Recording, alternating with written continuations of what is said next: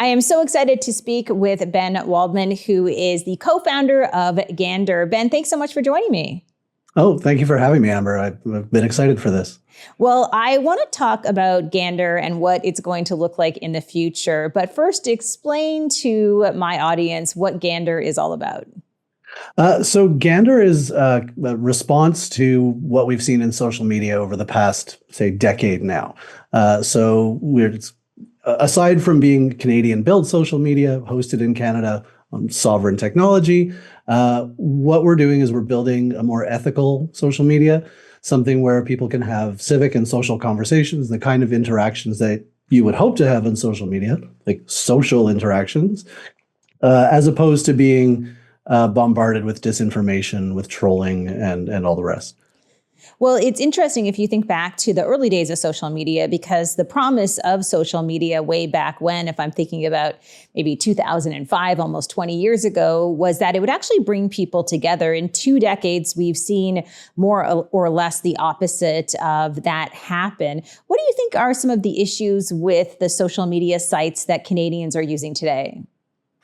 So I think across the board, the social media platforms that we use right now, they profit off of division, off of hate, off of anger. And that's something that, it kind of started once upon a time with clickbait, where you see something that might enrage you or excite you in some way.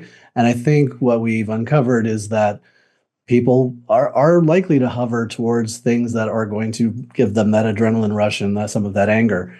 And unfortunately, it has an impact on us as a society, on our mental health. And I woke up one day a few months ago and said, enough is enough, and I'm not going to wait around for somebody else to do something about it. And I think Canada's the right place to do it. It's a good point, because I've certainly been feeling the same way in terms of enough is enough, because it is kind of remarkable to me that for so many years we have essentially outsourced all of our social interactions in digital spaces to mostly big tech companies that are based in the US. How big of an impact has the past few months had on you in terms of this being the moment in time that Canadians need something like Gander? I mean, I keep saying this couldn't have happened 6 months ago. Before Donald Trump was elected. I don't think people really. I mean, it's not that we didn't care. People could see the problem. It's been a discussion for a long time. But the idea of something like Gander coming out of Canada, I think, probably would have been, far-fetched. And now we have reams of support from all sorts of people. When we launched, in the span of a couple of weeks, we saw 6,000 people sign up. We got up to 9,000 people, all early access, and then just hundreds of emails, and then conversations with people like yourself, or with Arlene Dickinson, and with all of the great advisors who've come on board in order to help us make this a reality. Not to mention the conversations that are happening in the public sector, the kinds of money that are being put into technology in Canada right now. I don't think any of that, I don't want to thank Donald Trump, but in a way, if it hadn't been for the moment that we're in, I'm not so sure this could have happened, at least not as quickly as it has been. I know in some of the materials that I've seen that talk about Gander, there is this reference to being built with Canadian values. What exactly does that mean? Yeah. It's funny. I brought that up in a TikTok video once, and immediately got called on it, that Canadian values as a whole, we all individually have values. What does that really mean? And so one of the things that we've landed on is we want to base our policies, so how we moderate, how we build this thing, how we treat our company, how we treat the community, how we treat the public generally, using the Canadian Charter as a basis. And so, while I sort of amorphously said based in Canadian values, ultimately we came to a place that, that feels right to us, that we can work towards, using the Charter as how we do business and how we interact. So let's talk a little bit more about what Gander will look like. And I realize that it's still very early days, but how will the experience differ from a user perspective? You've talked a little bit about it being a place with less misinformation and disinformation, less division. What will the experience look like, and how will that actually enrich the lives of Canadians versus take away from the lives of Canadians and communities? Yeah, so one of the things that we're very aware of is, well, a couple things. So one is social media has really become a place to consume for a lot of us. If you know, just look at the rise of TikTok, it's largely about swiping and being entertained. And the same is true of a lot of other channels. People have kind of learned to shut up a little bit. Like people don't participate in the experience of social media as much as say we did, 10, 15 years ago. And so we're hyper aware that, creators are a thing and really important to the whole ecosystem. And they're running businesses, a lot of them. And that element of having somewhere to consume content is still important to us. And so we do want to support Canadian creators. And so that's something that you'll see a lot of in Gander. But then equally, we miss the friendship side, the social side of social media. And so what we're doing is we're surfacing that a lot more, we think, than other platforms do, or at least have done in a long time. And so the idea of inviting friends and connecting with friends and following their activity as opposed to just the amorphous they who are producing content nonstop is really important to us. And so we're bringing that into the app, sort of bringing back the social to social media. And I don't think I could describe that in a visual way so much as to say, expect to find your friends more often in the app.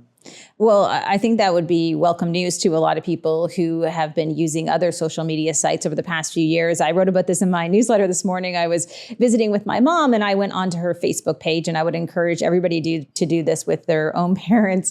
Get a sense of what people are seeing to sort of understand what that social experience is like. And I was really blown away because I went into her feed on Facebook and I was being delivered and served up advertisements, fake news, AI generated content. And it became almost impossible for her to actually find her real friends and her connections. And so to me, this issue feels so deep rooted. How does Gander evolve to the point where you're able to get away from that type of experience, which has been so damaging?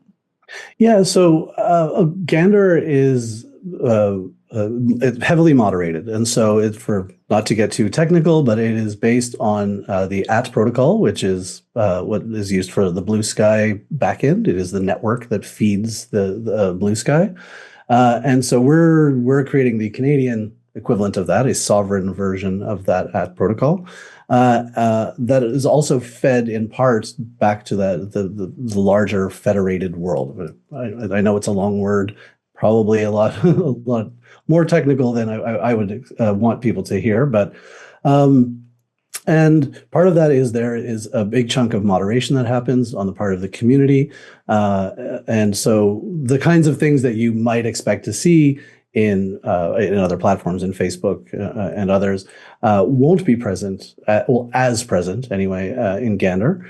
And then the other thing that we're doing is we're going to be the few, if not one of the few, if not only platforms that requires verification from people.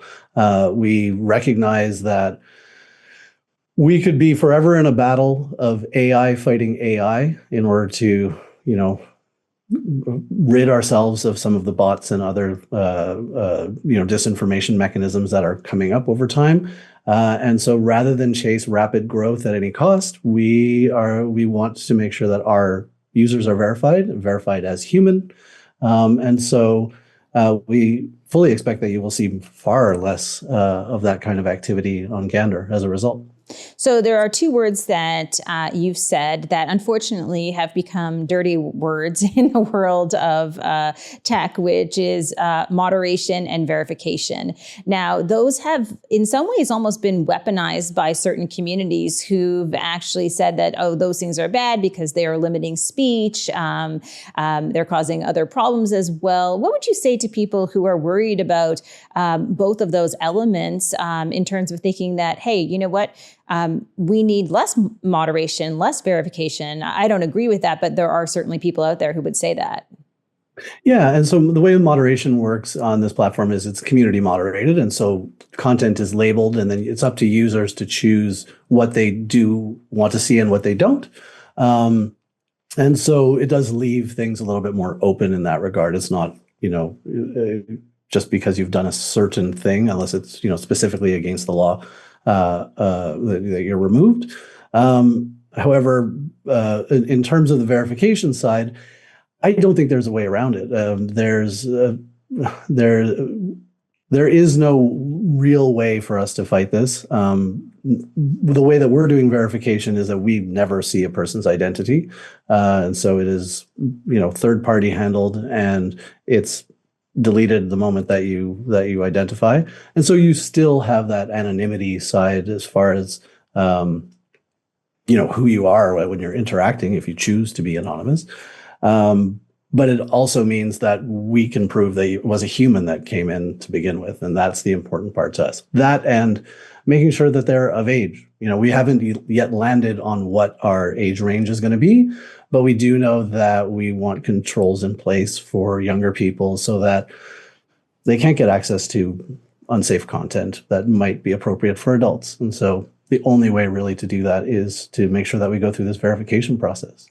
I would imagine that the only way to really grow Gander, and I'm certainly excited to see Gander evolve, is to learn from some of the mistakes that have been made in social spaces. I mean, that is almost like an unfortunate gift in some ways, because there are so many issues with social media, especially over the past few years. What are some of the lessons that you've learned as a user of some of these other sites that have been problematic for the way that we connect as Canadians? Yeah, I think one of I mean, like most of us, I've been involved in arguments that go nowhere or conversations that are completely one-sided with trolls and bots and that kind of thing on social media. And I think this came to a head for me really right after Trump was elected. And I got involved with an organization called Elbows Up, who one of our founding advisors, Peter Wall, he started it. Which was a series of unity rallies across Canada, completely nonpartisan, family-friendly. There's comedians there. It was about unity, about showing the Canadian voice in this time where we were feeling threatened. And literally, my part in that was I helped out a little bit and managed the social media.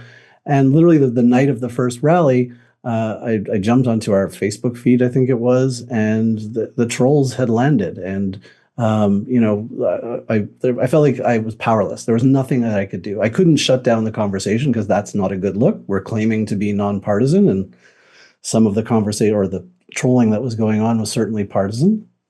Can't have the argument because you're never going to win. It might not even be a human on the other end. And so that to me is one of the biggest pieces, and that really struck me, and the type of thing that I really hope that we can save future generations from, and that's where I'm hoping that this goes quickly. When we think about people transitioning to a new social network, the reality is that it's hard to change user behavior. You get comfortable with the places that you log into, the places that you frequent. I certainly experience this as someone who is still on X and still on Facebook. I've built a lot of community in both of those places. So how do you get people to be part of something new? Yeah, so I think right now there's the elbows up feeling. Everyone, is ready for something new and Canadian, and that's one element. But that can only last so long, and we're aware of that. That at some point there's going to be a shift that in whichever direction that people aren't going to be simply buy Canadian all the time. And so part of what we're doing is we're getting in some of those base features that people hope for in social media, some of the friendship stuff that I told you about right out of the gates. But then we are embracing some of the features that you would expect to find, say, in a TikTok and with the swiping video, because we do want you, if you want to come and have a conversation about politics, come on in. If you want to come in and swipe kittens, come in. Like we want to be able to provide those kinds of features for people. But then in the long run, we are also product people, and we have a lot of great ideas around uh, how we can evolve some features that we think were a little bit ignored, or features that could evolve over time, such as, the way that stories have evolved, or really not evolved on social media. So we think there's opportunities for creators to actually tell stories using stories. And so there's a bunch of features that we think over time are going to be unique enough that people are going to want to stick around. And we're hopeful that they build enough community that it just becomes a habit for them to do something good instead of, go on the dopamine hate roller coaster. Yeah, that's a good way to describe it. It does feel like that some days with some of these social networks. I wanted to ask about the name, because I do know, of course, the origins of the name, but I would love to hear why this name is the right name for this new social experience. Yeah. So again, I was working for Elbows Up, and I mentioned that I did their social media. The other thing I did is I designed their logo. And so that literally that night where I was fighting with the trolls, I had the Elbows Up logo on my screen, which was a goose. I was thinking about this problem of social media and, hey, is this something that I could do? Could I solve this? And as someone who, I'm a creative guy, a UX, UI creative, that is what I do. And my brain always goes to, well, what would I call it? And I saw the goose on the screen, and just the phrase, what's good for the goose is good for and it was the moment that I literally had just seen come from away. So I'd learned the story about Gander, Newfoundland, and that symbolism to me was just absolutely perfect. The idea of gandering, of looking at something, again, like perfect for a social media platform. And then of course the goose as a symbol for Canada. I'd seen a lot of TikToks and other social media in the lead up, or right after Trump was elected, and started talking about annexing us, that were, geese fighting eagles and that kind of thing. And so that symbolism of the goose became important. And I think really Gander, Newfoundland is just such a great symbol of, Canadian values, Canadian charity, and so Canadian community. And I think that's a fantastic symbol for the app. When you look to the months and years ahead as Gander is built and grows, there will, of course, be some challenges. Certainly, one of the things that I've seen as someone who's covered tech for a long time in Canada is sometimes we don't support our homegrown tech as much as we should. We sort of prefer if it's gone elsewhere and then comes back a success. Gander's Right. going to be a little bit different in that you're going to need this groundswell of support from Canadians. How do you do that? Yeah, so I think in part, we've aligned ourselves with people such as yourself, which is helpful. Arlene Dickinson, as I mentioned, and then, in various communities as well. So some of our other strategic advisors include Blaine Cook, who was the original architect from Twitter, who's out in BC, and we're working with him. And then on the community side, so we're working with Peter Dinsdale, who is the CEO of YMCA, and his connections to community organizations across the country and Indigenous organizations is going to help us to start to raise some of that community awareness. And then part of our mission as a company is to be tied to our mission. And so we are looking at a governance model in terms of the app itself that involves community design. And so we're working with unions, with small communities, with nonprofits, with various communities that are challenged in some way, in order to build an app that suits as many people's purpose as possible.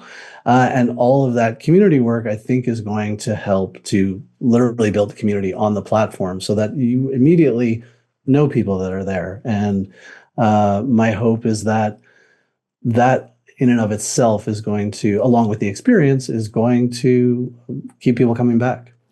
What has this been like for you the past few months as you've pursued this path? Because, I mean, in some ways, you're going up against some of the biggest tech companies in the world, the Mark Zuckerbergs, the Elon Musks. That's not an easy task. So how has this been going for you so far? So far, I mean, it's been fantastic. The reception, the people that, a lot of people are clearly very, very excited about it. I do see, that can be a challenge to be going up some of these bigger companies.